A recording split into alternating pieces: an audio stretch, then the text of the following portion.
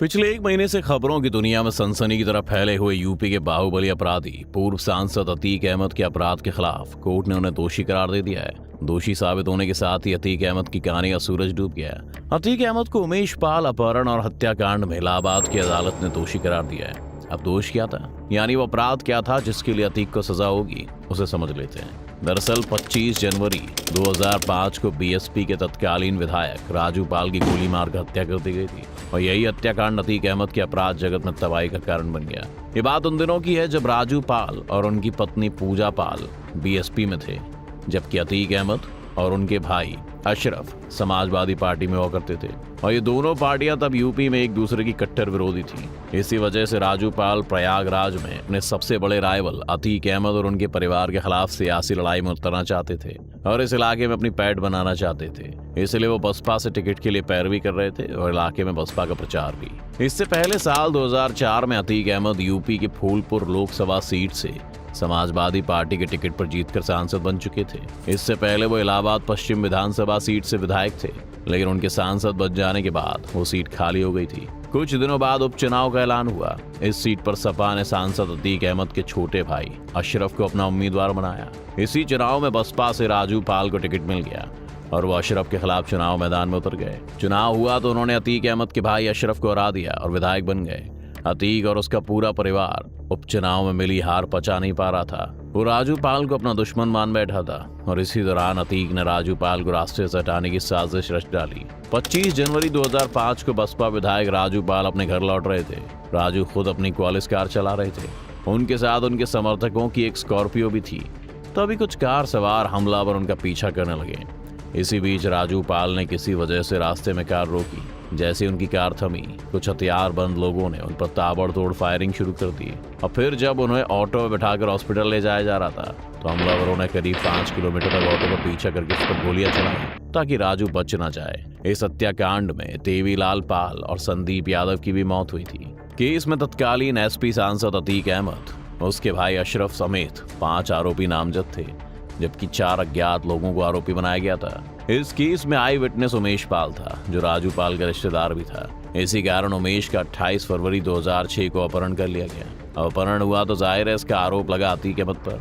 उमेश पाल ने जो complaint letter दर्ज करवाई थी उसके मुताबिक अतीक ने इस मामले में उस पर बयान बदलने पर दबाव डाला था, लेकिन ऐसा नहीं करने पर उसका अपहरण कर लिया गया।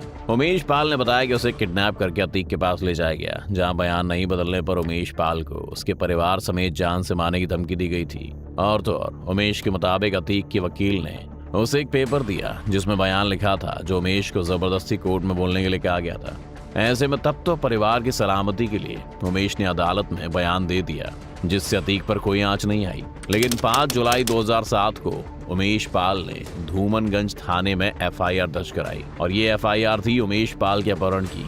अपहरण का मुकदमा दर्ज कराया गया। इसमें सबसे बड़ा आरोपी था अतीक अहमद और यहीं से अतीक अहमद की बर्बादी शुरू हो गई और अतीक अहमद पर यह मुकदमा चलने लगा। लेकिन अपहरण के इसी मामले पर कोर्ट में बहस के लिए ही इसी 24 फरवरी को उमेश पाल कोर्ट गया था। कोर्ट की कार्यवाही खत्म होने के बाद उमेश पाल घर वापस आ रहा था और कुछ बदमाशों ने गाड़ी से उतरते ही उसे गोली मारकर उमेश पाल की हत्या कर दी। ये घटना उमेश पाल के घर के ठीक सामने हुई। इसमें उमेश की सुरक्षा में शामिल 2 पुलिस वालों की मौत हो गई।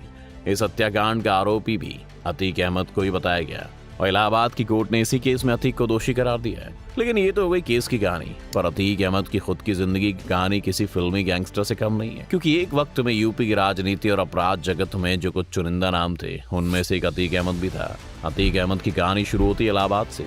साल 1962 में एक तांगे वाले के परिवार में पहला लड़का पैदा होता है। लड़के का नाम रखा गया था अतीक अहमद। पिता इलाहाबाद की सड़कों पर तांगा चलाते थे।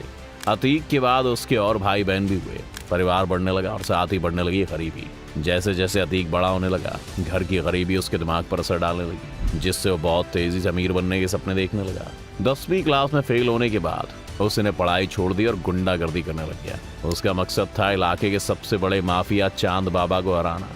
वो चांद बाबा जिसका उस समय इलाहाबाद में एक छत्र राज हुआ करता था और पूरा इलाहाबाद उनसे डरता था। अतीक भी अपने लिए वही डर चाहता था। उस समय चांद बाबा के आतंक से कई छोटे गुंडे मवाली परेशान थे और जैसे ही अतीक अहमद सामने आया, उन सब ने चांद बाबा के खिलाफ अतीक का साथ देना शुरू कर दिया और देखते ही देखते बड़ी तेजी से इलाहाबाद में चांद बाबा के खिलाफ एक नाम की गूंज सुनाई देने लगी। और वो नाम था तांगे वाले के बेटे अतीक अहमद का। अतीक अहमद उस समय तक पैसे कमाने के लिए पूरे शहर भर में रंगदारी वसूल करने लगा, जिस दौरान सिर्फ 17 साल की उम्र में अतीक अहमद पर पहली बार किसी की हत्या का आरोप लगा। लेकिन ये सब उसके हौसले पस्त नहीं कर रहे थे, बल्कि और बढ़ा रहे थे। चांद बाबा गैंग से अक्सर अतीक अहमद गैंग के झगड़ों की खबरें सामने आने लगी। धीरे धीरे चांद बाबा का रुतबा कम हो रहा था और अतीक अहमद का बढ़ रहा था।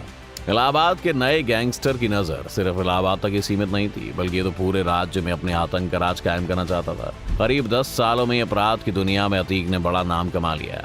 गरीब तांगे वाले के बेटे के पास अब पैसे की कोई कमी नहीं थी, लेकिन देखते ही देखते उसी छोटी सी उम्र में ही अतीक पर 80 से ज्यादा हत्या की साजिश, रंगदारी, धोखाधड़ी, आर्म्स एक्ट जैसे कई मामले दर्ज हो चुके थे। और उस समय भी सभी गैंगस्टर्स के बीच में अतीक की तूती बोलती थी। लेकिन एक चीज जो अभी भी अतीक की पहुंच से दूर थी, और वो था पॉलिटिकल पावर। लेकिन जिस हिसाब से अतीक इलाहाबाद में अपनी पैठ जमा चुका था, वो दिन भी दूर नहीं था। 1989 तक कई बड़े नेताओं से भी अतीक अहमद का उठना बैठना हो गया। इसीलिए अतीक अहमद को यह समझ आने लगा कि पैसे के अलावा अगर पावर भी चाहिए तो सियासत के शतरंज को खेल खेलना ही होगा। इस कारण 1989 में अतीक अहमद ने पहली बार निर्दलीय उम्मीदवार के रूप में इलाहाबाद से पहला चुनाव लड़ा। लेकिन यहाँ पर बात यह थी कि दूसरी तरफ चांद बाबा भी चुनावी लड़ाई में थे, लेकिन जीत मिली अतीक अहमद को। अब अतीक अहमद नेताजी बन चुके थे।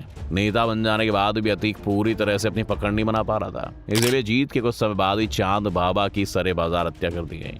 आरोप अतीक अहमद पर गया, लेकिन सबके बावजूद अतीक अहमद की ताकत बढ़ती जा रही थी।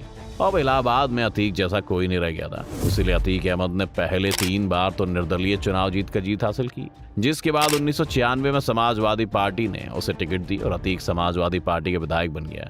और वो वक्त आ चुका था जब अतीक को अपने सारे शौक पूरे करने थे। जब भी अतीक का काफिला निकलता, महंगी गाड़ियां उनके काफिले का हिस्सा होती। 4 बार विधायक बन चुके अतीक अहमद के कब्जे में अरबों रुपए की जमीन थी। लेकिन 2004 में अतीक अहमद ने राजनीति में एक नई राह चुनी और विधायक से आगे उठकर सांसद बनने की राह पकड़ ली।